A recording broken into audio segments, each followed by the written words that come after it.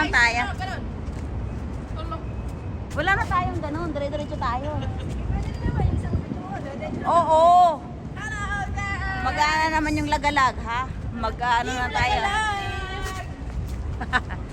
Ayan. Ready na ba? Ready? Labasan na. Tapos maaga kami. Tatlong araw kami walang pasok. Dito lang yan sa Kuwait. Di ba, guys? Free time. Mga idol. Maglagalag. 3 times 3 araw walang pasok. Yes. Itong dalawa, oh. Kailangan tumitawa. Ilang araw pa lang dito sa Kuwait, lagalag na. Pero bibili tayo ng ulam. So ngayon ay mag-aalas ano na ngayon? 11:46 ng gabi. 11:46 na ng gabi. So titingnan natin kung may sariwa pang isda. Ang oras na dito Pero pag wala pang sariwang isda, doon na lang sa tuyo. Mahal pala yung tuyo dito. Gold ang tuyo dito eh. Mahal. Hi guys. Kasi ang tuyo dito kakaibang amoy. Ay, ganun. Yung bilasang-bilasan. Oo. Hindi lang mabaho. Yun lang. Amoy bulok. Yak. Ang tuyo dito, amoy bulok. Press lang.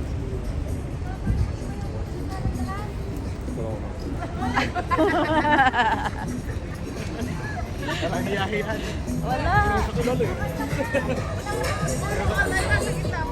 Bakit pa tayo nasa gitna? Dito tayo. Kasi punta tayo sa ano eh. Pero pupunta tayo sa ano sa Little Manila. Dito kasi sa Kuwait ay may tinatawag ding ano, Little Manila. Yes. Si Jenny oh. Ito yung pasaway nating kapatid dyan oh. Gagwapo na yan din. Ito na ako. Saan naman nag-aano eh. Welcome to your vlog. Titim lang natin kung magkakano. Fresh fish. Walang kalaban nung tahimik.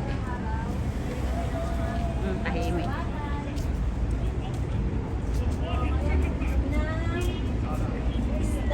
Pwede ba ilagay sa likod dyan? Ang hindi. Kasi nasa harap eh. Hindi. Hindi. Hindi.